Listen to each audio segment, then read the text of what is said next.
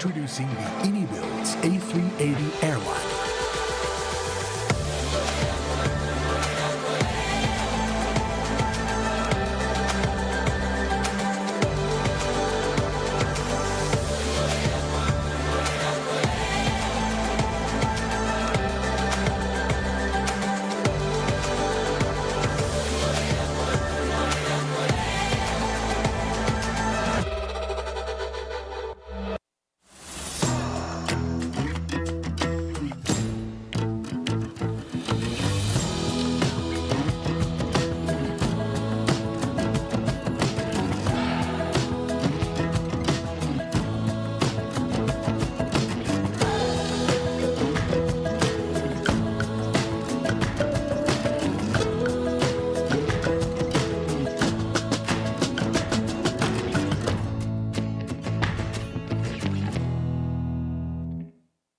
Come fly with Honeycomb Aeronautical. From yokes and throttles to pedals, sticks and cockpit controls, each product feels authentic alone and stronger together. General aviation, commercial airliners, training, exploration. Honeycomb gives simmers the tools to go further, learn more, and feel closer to the aircraft they love. One ecosystem, endless ways to fly.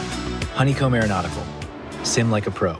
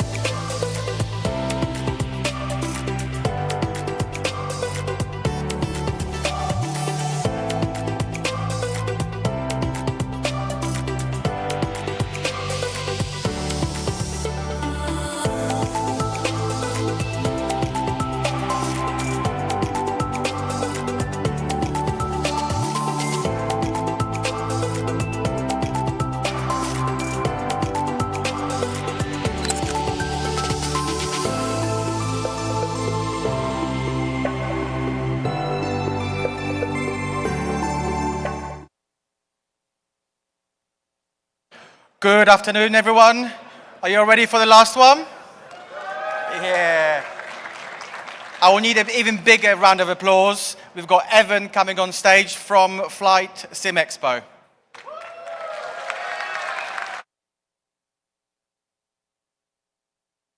I always like to think the last one should be easier than the first one, but somehow it doesn't get any easier. I don't know why that is. How are we feeling? Sunday afternoon. We did it again, 7 years now that we've been running FlightSimExpo. Somehow people keep telling me it gets bigger and better every year, and I so appreciate the comments, the happy things that you guys have said, the productive notes. It makes it so much better, and we just try to feed that into how this show continues to grow and get better every single year, and we appreciate all of what you do to help make that happen. Now, I know we're mostly here to talk about where and when FlightSimExpo 2027 is going to be, and I will get to that just as soon as I can. I do have to talk about a couple of things first, as we always do. I want to thank our sponsors, not just those on the screen, of course, but all of our top sponsors, especially Navigraph, Anybuilds, PMDG, helping us with the lanyards, with the badges, with the event guides, everyone else that you see up on that screen.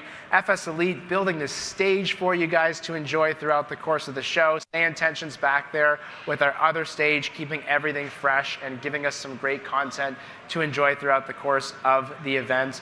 Always appreciate their support. And again, everyone else who you don't see on that screen, all the developers that are here in the room spending the weekend with you, alongside, of course, our amazing FlightSimExpo ground crew in these red shirts, many of whom are right over there.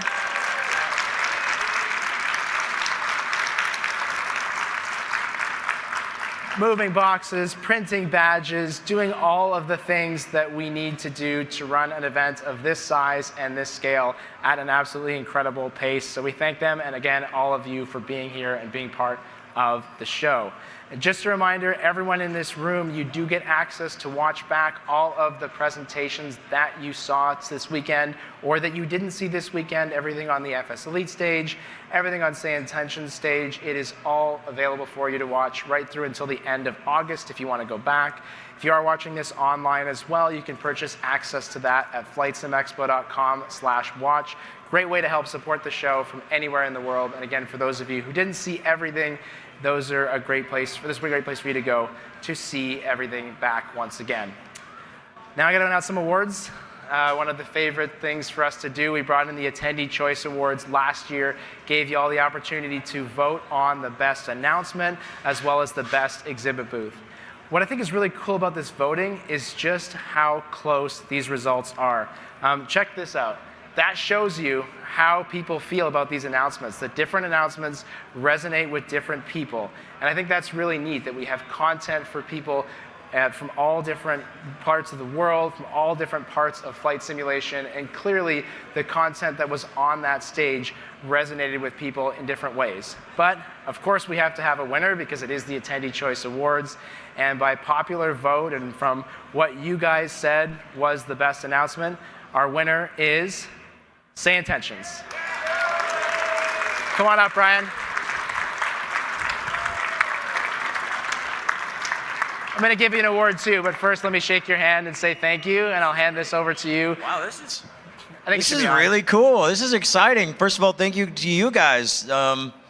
We're just as excited about this announcement as you guys are, it sounds like.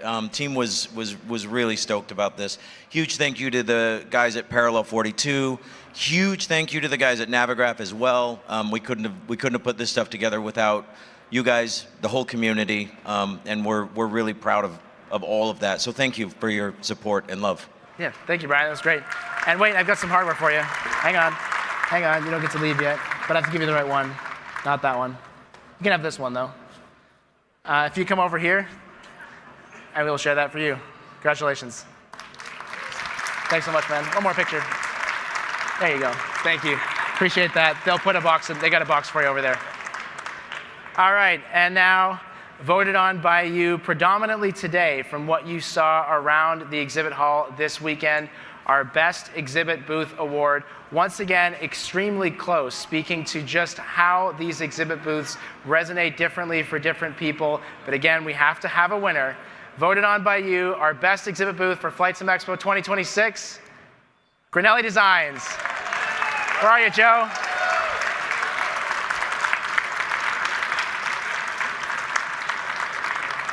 How are you, buddy? Good, thank you. Joe, you sent me an email.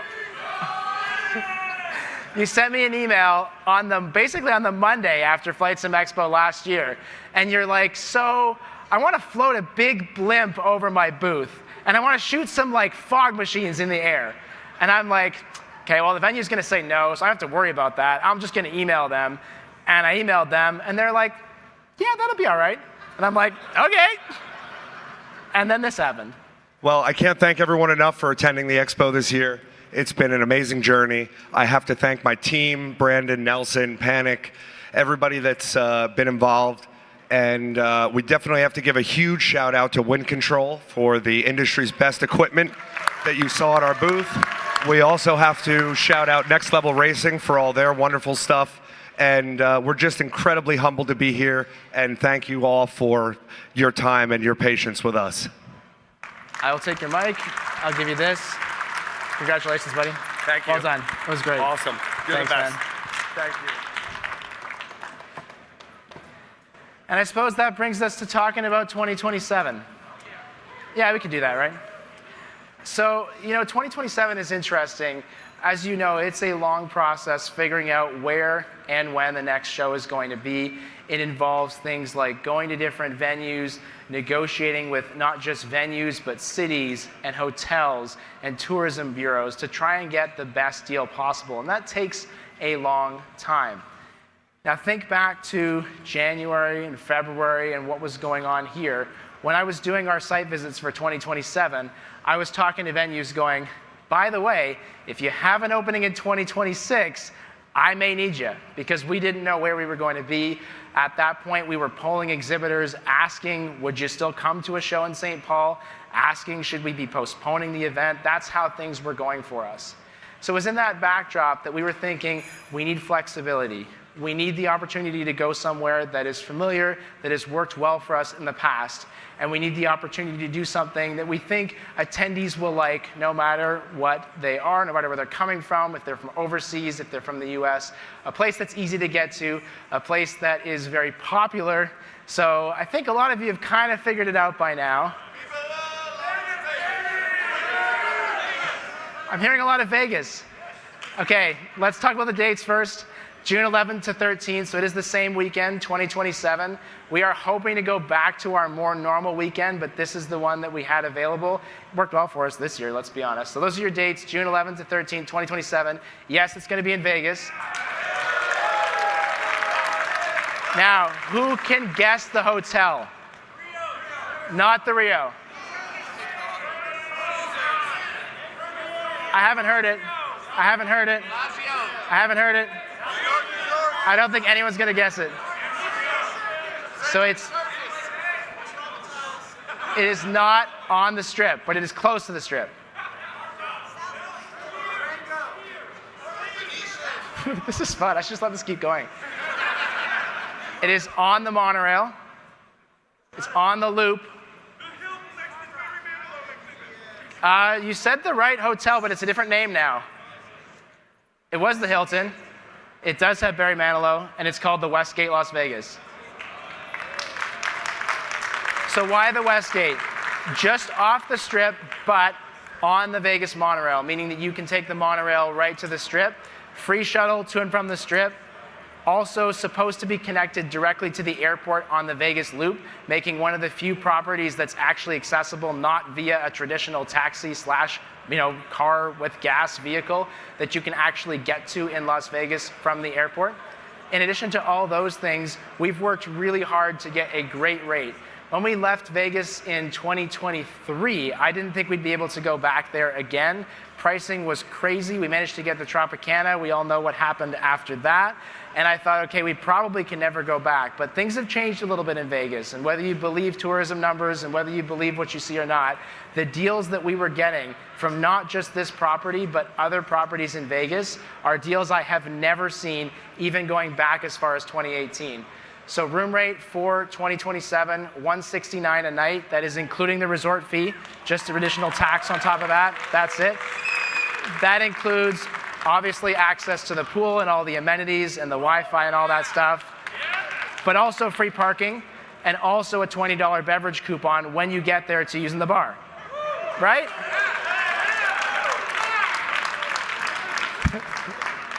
So, if we're going to go to Vegas, we may as well have some free beers, I guess, is kind of how I look at it. So that's Las Vegas 2027. Those are our dates. That's the story. We look forward to hopefully seeing many of you out at that kind of an event. That's a return to us for a hotel venue, so it's going to be a little different than the convention center vibes that we've had over the last couple of years. We're, of course, curious to see what people think about that. The other big question that's on Phil and I's mind is, do you start to put this show in one place? And I know we did the poll last year, and everyone is like, let's keep moving the show. And that's what I like. I love the local vibe and seeing all these other places. But if you put the show in one place, exhibitors can leave their stuff there. Those FS Elite flags, they can stay there year after year. That means next year there can be 4 flags instead of 2 flags. That means that you guys can figure out what's your favorite restaurant, what's your favorite place to stay, how are you going to make the trip, and it's a little bit consistent instead of learning a new place every year. It means for us, we get to know the venue really, really well. We can do things a little bit better. We're not learning a new place every single year. That's not a decision that we've made yet, but it's something that we're moving closer to. So somebody can't say, well, it's inconvenient for me to get to this location, so I'm going to skip this year. I'll just show up next year. That hurts us. I get it, not everyone can come every year, and then that's fine. But if you're like, you know what, I live on the East Coast, so I'm going to skip Vegas, and I'm going to hope it comes back to the East Coast, that hurts us because we can't grow the show. It makes it harder for us to bring new developers back in. So that's a question that we're actively thinking about, and I'm curious to hear your thoughts. You'll be able to share those thoughts with us on our post-event survey. Look for that next week. I love reading your comments. I read through every single one of them. The spicier they are, the more likely they are to go on our post-event debrief webinar. There goes the blimp, by the way. I just saw that out of the corner of my eye, and I'm like, all right. I want it on the record, by the way, that it's already been said if that thing ends up on the ceiling that we're responsible for getting it down. Just throw rocks at it or something. Anyway, you can register for our debrief webinar. That is on June 28th. Scan that QR code. We will go through all the stats from the event, the attendee numbers. We'll share your feedback, and we'll share our thought process about where this show continues to go. So as that blimp flies around and as we get set to say goodbye, my asks of you are very similar to what I said on Friday. Keep spreading the word. Keep sharing this experience with your friends. When you're talking to somebody who hasn't been to this show before, it's impossible to tell them what it's like, but get as close as you possibly can to sharing that in-person experience so we can keep doing this and we can keep this event growing year after year. June 11 to 13, 2027, Westgate, Las Vegas. That's when we'll see each other again. I'm happy to answer some questions, but I know there are many of you who want to spend these last 15 minutes in the exhibit hall. So if that's you, get up, go on, enjoy the rest of the exhibit hall. I'll hang out here for a couple minutes. Thank you so much. It's been an amazing weekend. Thank you for coming. We'll give you all a second to clear out.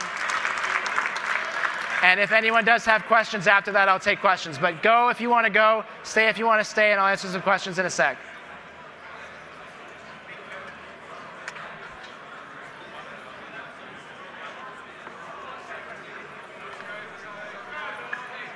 So if you want to do some questions, I'll stay on the mic just so everyone can hear.